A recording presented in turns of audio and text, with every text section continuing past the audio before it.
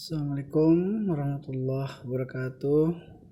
Untuk pelajaran Humas kelas 3 OTKP 2, mudah-mudahan semuanya kabarnya sehat ya.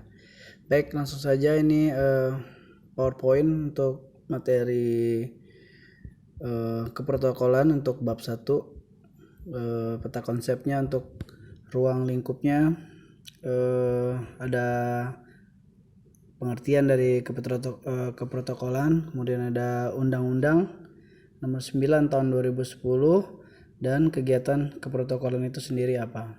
Itu yang akan kita bahas hari ini adalah dari peta konsepnya. Kemudian asal kata dari protokol dari bahasa Yunani ya, yaitu protos dan kola. Protos yang artinya pertama, dan kola itu artinya lem atau perekat, sehingga dapat diartikan lembaran perintah atau keputusan raja kepada rakyatnya. Itu adalah pengertian protokol pada saat zaman dahulu ya, karena memang zaman dahulu masih banyak yang menggunakan sistem dengan kerajaan.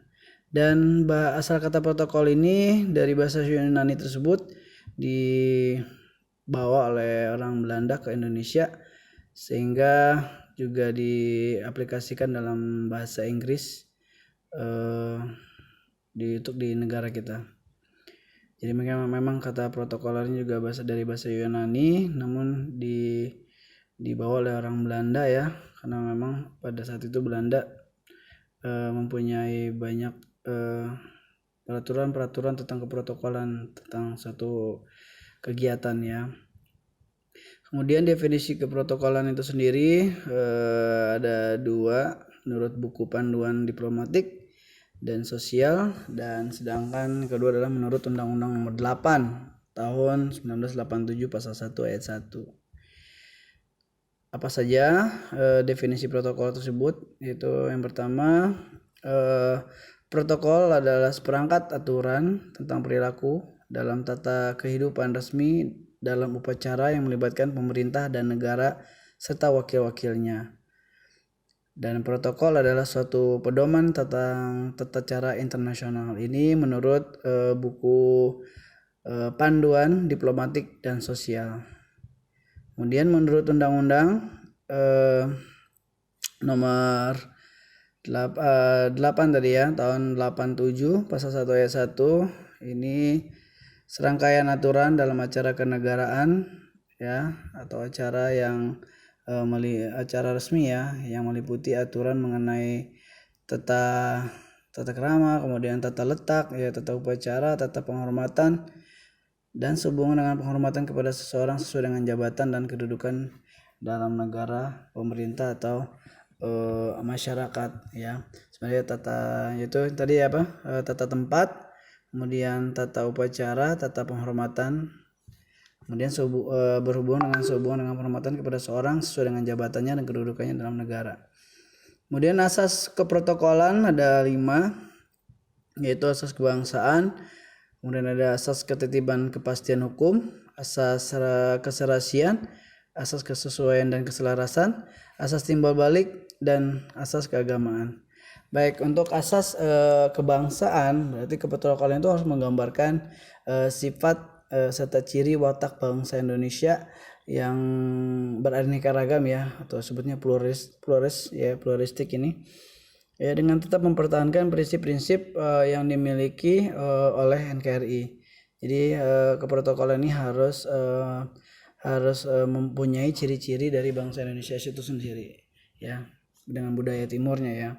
Kemudian dengan asas ketertiban dan kepastian hukum ya, dan asas ketertiban hukum ini dan ketertiban dan kepastian hukum ini itu dapat memberikan keadaan yang tertib dalam kehidupan masyarakat melalui kepastian hukum. Jadi juga keprotokolannya juga tidak boleh melanggar hukum ya. Kemudian asas keserasian, kesesuaian dan keselarasan, jadi harus mencerminkan keseimbangan antara warga negara, pemerintah, dan masyarakat demi kepentingan bangsa dan negara itu sendiri. Kemudian asas timbal balik ya. Nah, Asas timbal balik ini keprotokolan itu diberikan oleh negara lain atas balas jasa yang diberikan oleh negara. Itu adalah asas timbal balik. Kemudian asas keagamaan, jadi sifatnya keprotokolan ini juga mempunyai cerminan dari keberagaman agama yang ada di negara kita. Baik, itu adalah asas keprotokolan. Kemudian tujuan dari keprotokolan itu sendiri, yang pertama adalah agar acara itu menjadi teratur, tertata dengan baik, kemudian dapat meminimalisir kesalahan suatu acara. Ya, kadang acara itu kadang ada salah, jadi maka harus ada protokolnya, harus ada urutannya, harus ada tata caranya. Kemudian membuat tujuan kegiatan itu tercapai dengan baik. Kemudian kegiatan berjalan dengan hikmat dan terhormat, ya, karena nggak cuman lancar saja ya. Jadi orang yang ingin kita hormati tersebut, mungkin lambang negara juga yang ingin kita hormati tersebut itu berjalan dengan hikmat gitu. Dan kegiatan juga lebih menarik ya dengan adanya protokolan ini. Kemudian peranan keprotokolan sebagai mediator dan koordinasi. Kemudian acaranya aman dan lancar, terciptanya acara yang hikmat, ya, megah dan agung, sebagai penentu keberhasilan acara dan sebagai media komunikasi. Jadi itulah peranan keprotokolan yang sangat-sangat penting dalam suatu kegiatan atau suatu acara. Baik, untuk ruang lingkup protokol, jadi penghormatannya terhadap kedudukan kebangsaan dan penghormatan terhadap jenazah. Perlakuan terhadap lambang kehormatan NKRI, pejabat negara, pemerintah, dan tokoh masyarakat tertentu, dan pengaturan kunjungan dan upacara dalam acara kenegaraan dan acara resmi. Yaitu yang disebut dengan acara-acara keprotokolan seperti itu ya anak-anak. Jadi seperti penghormatan terhadap para pemimpin bangsa yang misalnya ada yang sudah meninggal. Kemudian perlakuan terhadap lambang-lambang negara, Garuda Pancasila segala macam seperti apa.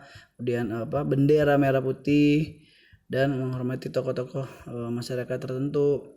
Kemudian pengaturan kunjungan dan upacara ke acara kenegaraan, ya, misalnya ada kunjungan dari negara lain ke negara kita ataupun sebaliknya, semua itu pasti ada protokolernya, pasti ada tata caranya, dan setiap negara mungkin esensinya sama, cuma beberapa adat dan istiadatnya disesuaikan dengan tempat kita melakukan kegiatan tersebut.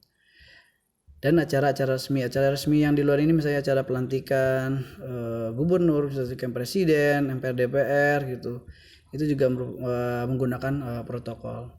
Baik, itu saja sedikit yang Bapak bisa sampaikan dalam materi keprotokolan ini. Untuk tugas nanti akan ada di Google Classroom. Baik, itu saja dari Bapak. Assalamualaikum warahmatullahi wabarakatuh. Selamat siang.